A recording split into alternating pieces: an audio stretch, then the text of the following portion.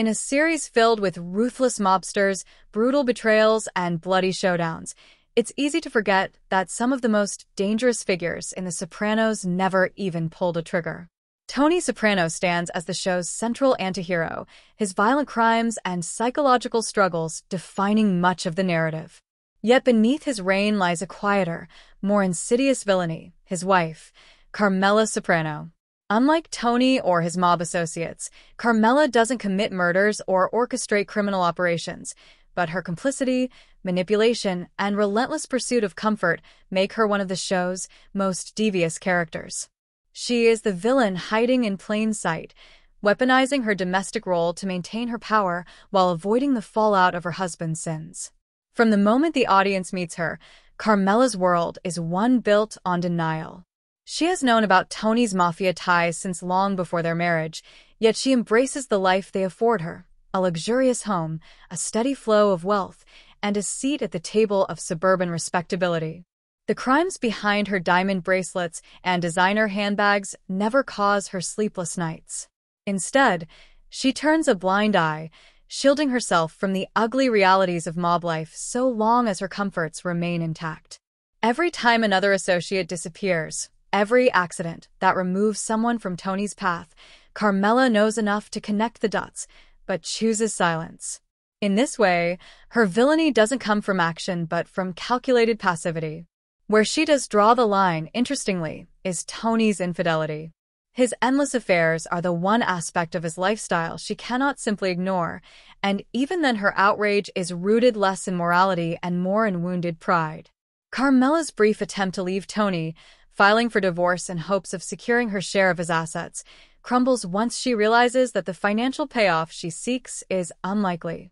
Rather than walking away, she retreats to her gilded cage, preferring wealth and security over independence. It's a decision that reveals her deepest flaw. Carmela is not simply trapped by Tony's world. She actively chooses it because it feeds her materialistic desires. Her hypocrisy is perhaps most evident in her interactions with others. Though she often plays the role of the gracious suburban mother and homemaker, Carmela is ruthless when it comes to getting what she wants. She manipulates teachers and administrators to give her children special treatment, pressures acquaintances into writing recommendations for Meadow, and uses her position as a mob wife to intimidate those around her. Wrapped in polite smiles and polite gestures like a homemade apple pie, Carmela cloaks her coercion in domestic charm. But beneath the veneer is a calculating woman who understands the power she wields through Tony's reputation and is unafraid to exploit it for personal gain. Even in moments where her conscience threatens to surface, Carmela retreats into denial. Adriana La Cerva's disappearance provides one of the few cracks in her carefully maintained facade.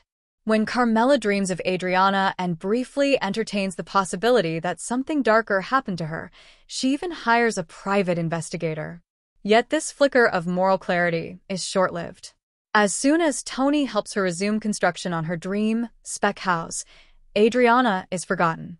Carmela's conscience proves malleable, easily silenced when personal ambitions are at stake. What makes her character even more haunting is that, unlike many of the mobsters, Carmela rarely faces consequences for her actions. In the brutal world of The Sopranos, characters are killed, imprisoned, or otherwise destroyed by the violence and corruption surrounding them.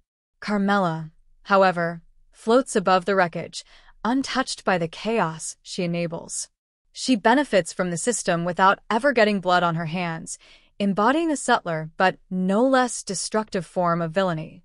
At the same time, Carmela is not without tragedy. Her flaws are deeply tied to the system she inhabits, one in which mob wives are encouraged to live in complacency, to accept comfort in exchange for silence. She resents her daughter Meadow's independence, not only because it reminds her of her own lack of freedom, but because it exposes a path she never dared to take. She is simultaneously victim and villain, a woman whose desires for security and status eclipse any higher sense of justice. Unlike Skylar White of Breaking Bad, who openly resisted her husband's empire and became a lightning rod for audience hatred, Carmela remains strangely well-liked by viewers. This is precisely because she doesn't disrupt Tony's narrative, she enables it. She never truly challenges him, never threatens to upend his empire, and in doing so, she becomes the perfect silent partner. But her complicity makes her every bit as dangerous as the mobsters she dines with, her villainy hidden beneath the mask of the suburban wife. Carmela Soprano is a reminder that evil in The Sopranos is not limited to those who carry guns or order executions. Sometimes, it exists in the quiet refusal to act, in the self-serving embrace of privilege, and in the willful blindness to the suffering of others.